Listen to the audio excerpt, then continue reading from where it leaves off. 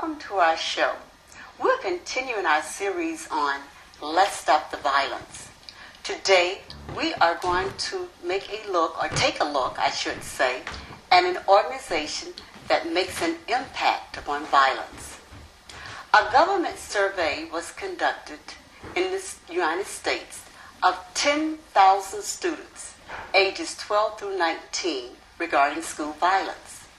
The survey revealed that violent crimes have increased in schools. 15% of the participants said they were victims of crime. 4% of the students said the crimes were of a violent nature.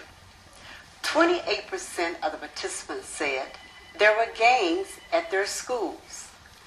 13% of the students said they knew students who brought guns to school along with their books. And 65% of the students said they could purchase drugs during school.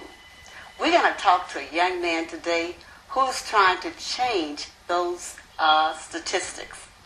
And our subject is an organization making an impact upon violence. We would like to welcome Mr. Siren Smith to our show. Well, thank you. Thank you for coming. I am just so pleased to have you here to see a young man. You're doing something positive and trying to make an impact upon violence. So tell me, what was your inspiration for starting this organization? And give us the name of your organization, I should say.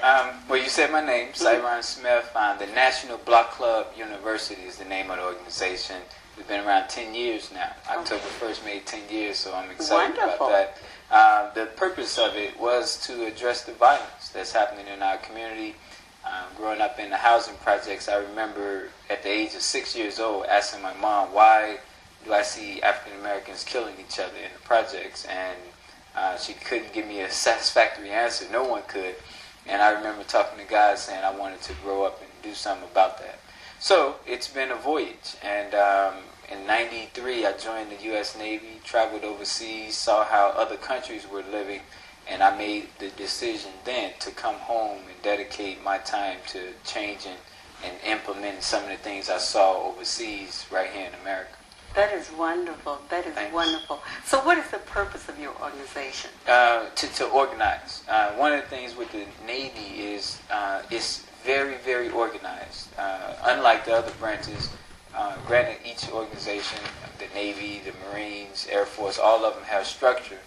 But the Navy has to, just imagine a ship in the water. You have to have everything you would have at home on that ship because you're at sea. And so they have a lot of more roles to play, if you will. And I saw how well organized the Navy was, so I said, let's take that same structure and organize the community to be able to stop the violence. And you know what? When you said that, I went to, Disney World in California. I get them confused. Mm-hmm. Okay. And we went in the submarine underwater. Really? Oh my God! I'm like, just let me get out of here. I can't take it. Claustrophobic. Yes, I could not take it, but it was it was an experience. It really was. Yeah, hats off to those guys. Okay, so Sai, tell me some of the programs that you have under the auspices of your organization. Well, if I could, let me say this about the organization. Okay. When you look at the flyers, if you get any flyers, you won't see an organization name on it. Okay. One of the challenges that I've seen in organizing is you have, unfortunately, they talk about the gangs.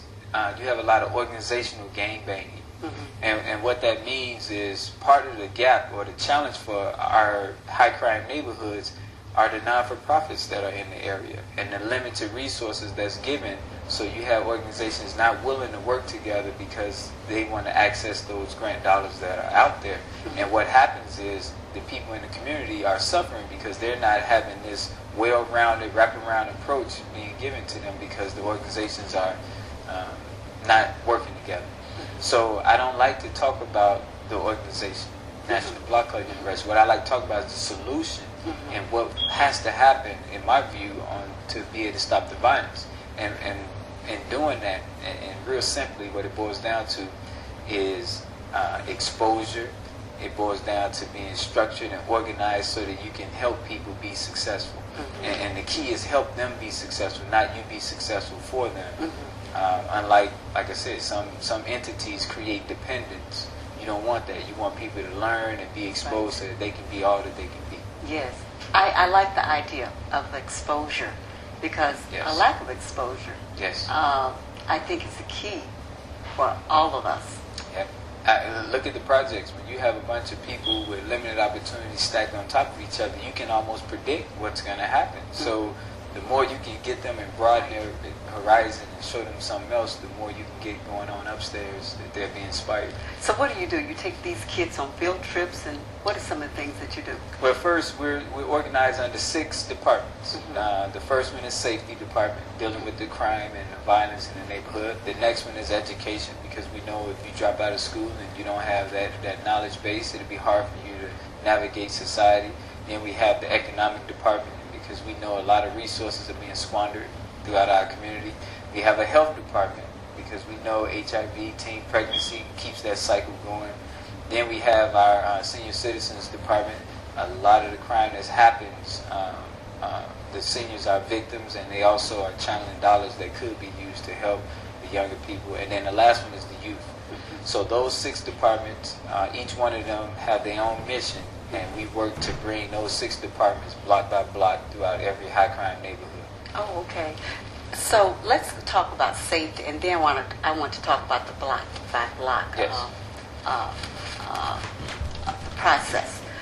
What happens under safety? Right. Well, safety. The first thing is, and this from a military model, you have to draw a line in the sand. We know the homicides. Chicago right now leads America in murders, over 490 murders so far, with 13 days to go this year. Where are these murders taking place? All right. Where? What's happening within the boundaries of those neighborhoods? Well, we know it's Inglewood, it's Roseland, it's North Lawndale. Okay, so now let's draw boundaries around those areas, and now let's examine the boundaries inside. How many liquor stores? How many churches? How many dropouts? How many sex offenders? So you got to do that research. How many abandoned buildings? All that falls under the safety department. So that's their role, is to go in there and do the inventory block by block on all the safety elements that's missing in each neighborhood. So how many members then do you have? We don't do members. Okay. Because our role and the way we organize is to make everyone a leader. And so we have 4,000 leaders. Oh, wonderful. In the city of Chicago, from North Avenue to the city limits south, 133rd, and from the lakefront to Austin. Okay. Now let's talk about, I know you said 6. Let's talk about economics. Yes. What do you do? How does that operate? Economics is tremendous, because in Inglewood, 60636 zip code, one of the most economically challenged zip codes in the country, they spent $15 million on the lottery last year through just 25 lottery machines. So here you had 25 machines extracting, I think that equates to like $34,000 every night by 9 o'clock, every single night. $15 million from one of the most challenged neighborhoods. So our economic department is working to say, okay, let's put 25 people at all 25 machines, and let's re-educate the people on using those dollars to slaves and poor people buying lottery tickets and going to the racetrack or whatever. Riverboat. And they complain they don't have money. It's a state of mind. Like I said, when I was in Africa, and